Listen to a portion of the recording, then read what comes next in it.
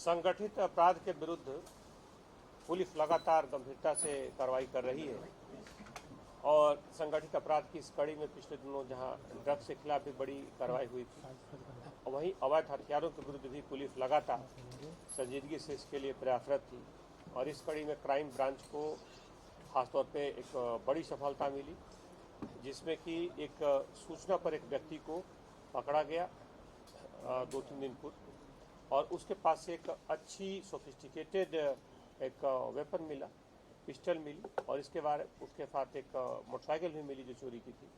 Police ने जब उससे डिटेल्स में बात की, उससे रिमांड पर लेकर और जानकारियां निकाली, तो पता चला कि वो एक जगह से, टीकमगढ़ क्षेत्र में एक जगह से वो पूरी पिस्टल वहाँ से लाता है और अपराधियों को देता है। इस मुद्दे पर पूरी एक टीम भेजी गई। उसने वहाँ पर जब पूरे अनुसंधान के बाद उस पूरे गैंग को पकड़ा, तो वहाँ पर एक कृषि उपकरणों का एक छोटा सा औद्योगिक कुटीर उद्योग की किस्म का एक विकसित एक क्षेत्र दिखा, जिसे पुलिस ने जब तस्दीक की तो एक्चुअली वो कुटीर उद्योग और खासतौर पर कृषि उपकरणों की आड़ में हथियारों को बनाने की फैक्ट्री थी, जिसमें खासतौर पर पिस्टल बनते थे। ये लगभग 3 पीढ़ी से जिन अपराधियों को पकड़ा गया, उन अपराधियों द्वारा लगभग 3 पीढ़ी से काम किया जा रहा है। लगभग 40 वर्षों से वो इस काम को लगातार कर रहे हैं। उनके खिलाफ आधा दर्जन से ज़्यादा अलग अलग प्रकरण है, और ख़ास तौर पर इस पूरे मामले में जब तस्दीक की गई तो उन्होंने लगभग सैकड़ों ऐसी पिस्टलें बनाई हैं। ख़ास तौर पर इनको बेचने का जो जरिया है, ये आसपास के झांसी और उसके आसपास के ज़िलों में ये बेचते थे। इनका एक अंतर्राज्यीय नेटवर्क है, जिसमें इन पिस्टलों को एक परिष्कृत किस्म के पिस्टल्स हैं जिनको अपराधियों तक पहुंचाते थे। खासतौर पे सीमावर्ती इलाकों का फ़ायदा उठाते हुए, सीमावर्ती इलाके का, ये दूसरे सीमा पार के जो दूसरे खासतौर पे राज्य के दूसरे तरफ जो कुछ अपराधी थे, और इसमें झांसी के कुछ ऐसे लोगों का नाम आया है जिनसे इनका संपर्क था। बहरहाल इनको पकड़ लिया गया है। इनके एक निशानदेही पर फिर एक दूसरी जगह की भी सूचना मिली जहाँ पर बनाया था। दूसरे गाँव में पुलिस ने 2 जगहों पर अलग अलग कार्रवाई की। वहाँ से भी कुछ ऐसे खास तौर पे उपकरण पाए गए जिनका कृषि उपकरणों के नाम पर रखा गया था, और जहाँ पे जो सामान मिले हैं वो सामान बहुत बड़ी संख्या में मिले हैं, जिससे खास तौर पर इस तरह के परिष्कृत पिस्टल्स बनाए जा सकते हैं।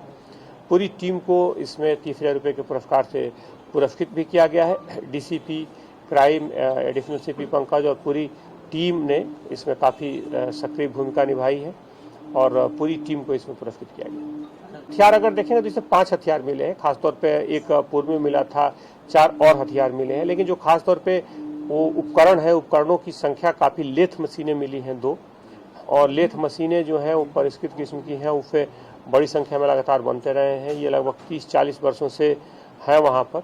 पूर्व में जो एक आरोपी है उसका आपराधिक रिकॉर्ड है, उसके बाद लूट के मामला भी जो कायम है। उसके साथ में 3 लोग और मिले हैं। पूर्व में एक आरोपी मिला था जिसके आधार पर पुलिस ने आगे अपने जांच की दिशा बढ़ाई थी, और उसके अलावा जो 3 जो मिले हैं, उसके अलावा 4 लोग मिले हैं। नहीं, कुल 5 आरोपी अभी तक इस पूरे मामले में गिरफ्तार हो चुके हैं। लेकिन पुलिस की जो तफ्तीश होगी, जो विवेचना होगी, उसकी अगली कड़ी होगी कि पूर्व में जो खासतौर पे जो बड़ी संख्या में इन्होंने हथियार बनाए, और जिस तक भी पहुँचे अपराधी कहीं का भी, अपराधियों के लिए कोई राज्य या कोई सीमा नहीं होती, अपराध कहीं भी कर सकते हैं। इसलिए पुलिस जहाँ पर भी हथियार दिए गए हैं वहाँ अपराधियों तक पहुँच करके, और बाकी जो पूर्व में इन्होंने हथियारों को दिए हैं वहाँ तक उनका पर्दाफाश करेंगे। हाँ, उसमें समान तौर पर ऐसे आरोपियों पर लगातार सभी क्षेत्रों में जितने भी 10 बड़े अपराधी हैं उनके खिलाफ पुलिस ने लगातार चिन्हित करके उनकी निगरानी और लगातार उन पर ऑब्जर्वेशन बढ़ाया है। इसके साथ ही साथ अगर हम देखेंगे तो तुलनात्मक रूप से लगातार कमी आई है अपराधों में। आप देखेंगे, अगर हम 1-2 साल पूर्व के अगर अपराधों का हम देखें तो शहर में लगभग 55 से 60 हत्याएं प्रति वर्ष होती थी।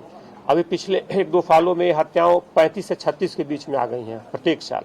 यानी कि प्रत्येक वर्ष इसी तरह जो हत्या के प्रयास जैसे मामलों में भी 40% के आसपास गिरावट आई थी। तो धीरे धीरे अपराधों में गिरावट आई है, ऑर्गेनाइज क्राइम में कमी आई है, और इसका एक बड़ा कारण है, सीधा कारण है कि अगर कोई सूचना मिलती है, अगर कोई आइसबर्ग का टिप दिखता है तो पुलिस उस पूरे आइसबर्ग तक पहुंचने की कोशिश करती है। बल्कि उल्टा है, पुलिस यहाँ पे लगातार सक्रियता से कर रही है, और जैसे ही कोई सूचना मिलती है तो गति से कार्रवाई करती है। अगर इसको क्या नहीं पकड़ा जाता तो क्या ये हथियार मान लिया जाता है कि हथियार बनते नहीं है? ऐसा नहीं है।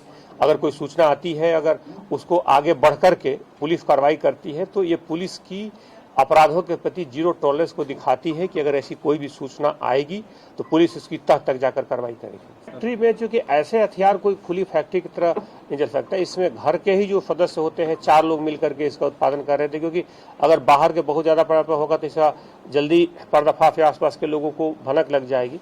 ये इतने इसको गोपनीय तरीके से किया जा रहा था कि जो पड़ोसी हैं या उस गांव के जो दूसरे लोग हैं, जब पुलिस ने लगातार बात की, पुलिस की टीम 2 दिन रहकर लगातार वहां कार्रवाई की, तो उसमें उनको भी इस बात की सही भनक नहीं थी। बाहर के लोगों को इस बात का आभास था कि संभवतः यह कृषि उपकरणों को बना रहा है, लेकिन जब लोगों को पता चला तो उनको भी आश्चर्य हुआ। तो वहाँ के लोगों को खासतौर पर पता नहीं था, बाहर के लोग नहीं थे, जो भी लोग थे घर पे थे। और जैसा कि मैंने बताया कि 3 पीढ़ी से लगातार इसमें लोग काम कर रहे हैं। एक पीढ़ी पहले के लोग काम कर रहे हैं, अभी जो आरोपी पकड़े गए हैं उनके जो दूसरी जो आने वाली पीढ़ी है, जो अगली पीढ़ी है, वो भी इस तरह के कामों में संलिप्त मिली। इस मामले से उसका नहीं है, उसका मुख्य जो कार्य क्षेत्र है, मुख्य जो उसका जो बाजार कह सकते हैं या जिन अपराधियों से जुड़े होने की जो प्रथम दृष्टया जानकारी आई है, वहाँ झांसी और उसके आसपास के जो सीमावर्ती जिले हैं उन जिलों से इसके प्रारंभिक संबंध मिले हैं। लेकिन जहाँ तक विवेचना की बात है, पुलिस जब अपराधियों को विवेचना करती है तो हर संभावित मुद्दे पर खुला रखती है और विवेचना करती है। क्योंकि लेथ मशीन पूर्व में लगी है, लेथ मशीन अभी की नहीं है। पिछले लगभग अभी जो ली गई है 8-10 सालों से है, उसके पूर्व में भी कुछ मशीनें लगी होंगी। अब आगे की विवेचना में तय होगा कि इन्होंने जो मशीनें खासतौर पर जो आसपास के इनके जो पड़ोसी थे, जिनको आसपास के परिवेश में रहते थे, उनको कृषि उपकरणों की फैक्ट्री होने की जानकारी थी, क्योंकि ये लगातार उपकरणों को लाते थे या फिर इस तरह के सामानों का इनके आना जाना होता था। तो उसको लेकर के इन्होंने एक जो बाहरी आवरण बना रखा था कृषि उपकरणों का, लेकिन उसकी आड़ में ये वास्तव में इन हथियारों को बनाते हैं। नहीं, मैंने बताया कि पुलिस इस तरह के मामलों में लगातार कार्रवाई करती है। यहाँ पे एक आरोपी को सबसे पहले पकड़ा गया था चेकिंग के दौरान, और कुछ सूचना थी, क्राइम ब्रांच ने उस आरोपी को पकड़ा मोटरसाइकिल के साथ। जब सर्चिंग में पाया गया तो उसके पास बड़ी ही एक अच्छी परिष्कृत किस्म की पिस्टल उसके पास मिली।